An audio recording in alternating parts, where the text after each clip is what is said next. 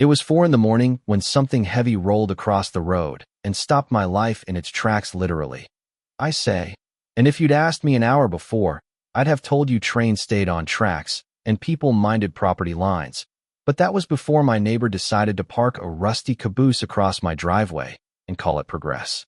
My name's Walter Finch. I grew up on the ridge above Willow Creek. My family's had that land longer than the HOA board has had hair. And the thing that scared me more than the metal and the graffiti was the way smiling people in khakis looked at me like I was the problem. We weren't fancy a rundown farmhouse, a couple of sheds, a dog that gave better advice than most people, but the land meant something. It held my father's fishing stories, my mother's tomato patch, the kind of quiet you only notice when it's gone. The neighborhood 2 miles down the lane had a name on a sign, neat mailboxes, rules about trash cans and paint colors, and a board that met in the same room at the same diner every month. For years the board left us alone because we were different. Then someone decided different was a problem they could fix. So they dropped the caboose on my only access road.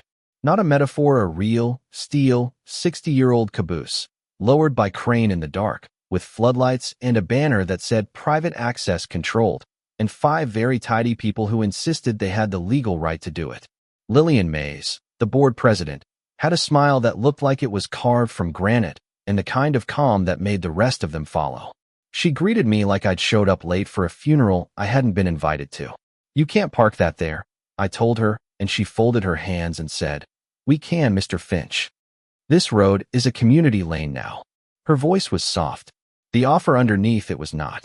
Around us, camera phones blinked like fireflies. Someone live-streamed, because someone always does.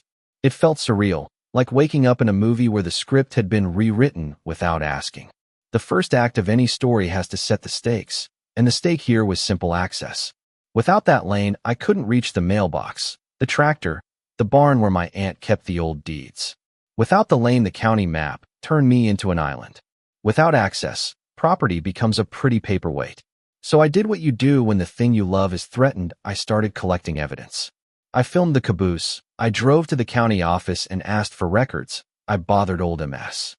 Darlene across the road, who remembered when the lane was just a footpath and remembered even better how her daddy had scratched the boundaries into the map. People assume battles like this are about money. Money's part of it. Sure, parking a caboose in your way is an expensive message, but mostly it was about control.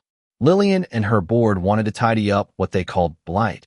They wanted rules enforced and lines drawn, and they had a way of making those rules look like charity. They spoke about community harmony and safety, while behind the words they were shuffling power cards. The more I dug, the more the story felt crooked old easements that vanished from scanned copies, a mysterious deed file stamped in 1962 that no one seemed to remember signing, neighbors who suddenly had new addresses on paper. The twist came from a place I had avoided for years because, honestly, what good is a box of brittle papers? But the deed box was where my aunt kept the truth.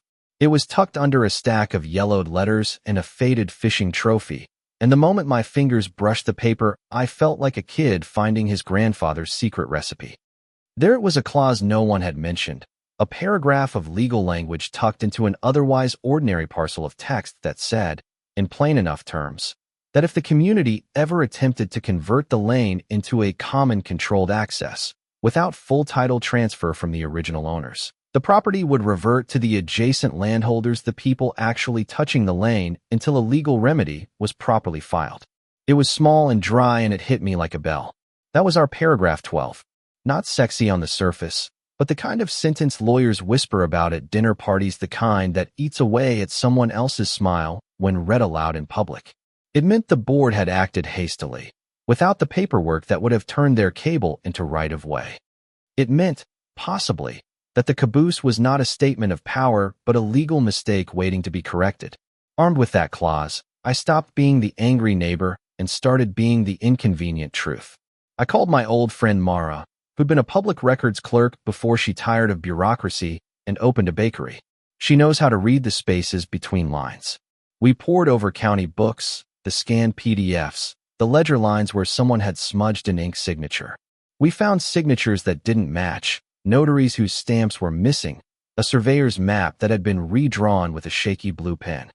Each piece made the picture clearer, Lillian and her board had been consolidating control, and the caboose was a theatrical gesture designed to cow people into compliance. Confrontation in this story had to feel like a movie, not the loud kind with explosions, but the intimate kind where words and history and the press of other people matter. I asked Lillian for a meeting. She agreed to a public forum at the school gym, because dramas prefer well-lit rooms and folding chairs. They set up a table with water bottles and nameplates. I brought the deeds, the maps, a printout of paragraph 12 with the edges taped.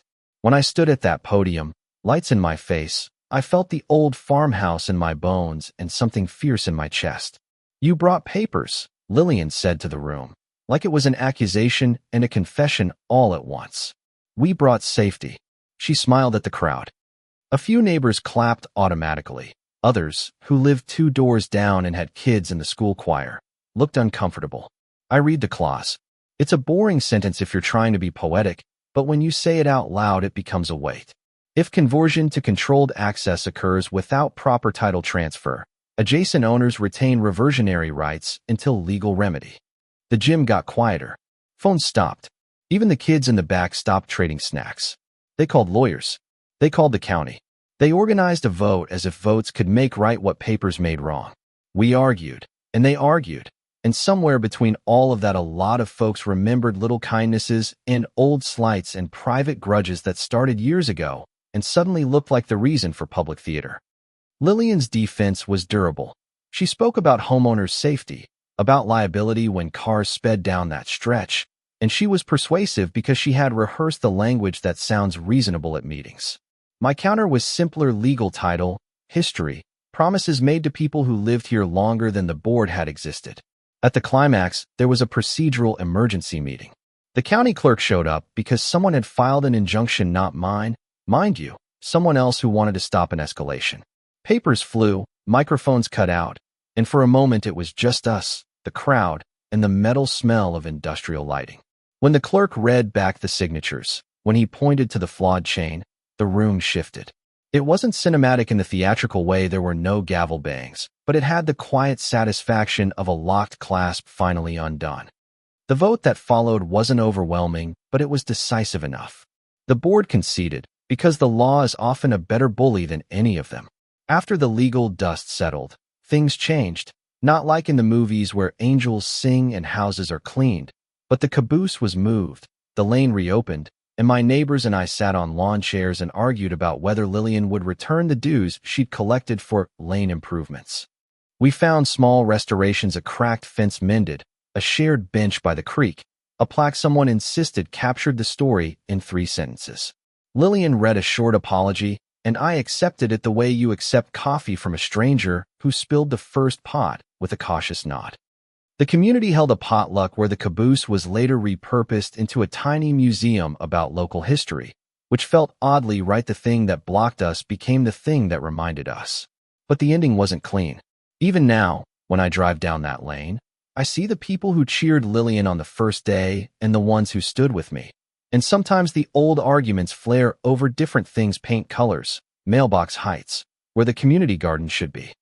The larger question remains: who gets to decide what a community looks like? Is community the tidy rows of hedges, or the messy quilt of different lives stitched together by time? I don't have a tidy moral to hand you, only a worn-in observation. Rules without recallable human faces feel brittle, and a piece of paper can save more than a property line. It can save the principle that someone's voice matters. If you've ever been on the wrong side of a fence or the right side, depending on what your fence keeps in or out, tell me what you'd have done. Were Lillian's actions a necessary tidy up or a power play dressed as concern? Did paragraph 12 save us, or did it just expose something that was always rotten? Drop a comment. Share your own neighborhood nightmare or victory. And if this story stirred you, share it with someone who knows what it's like to love a place that doesn't always love you back.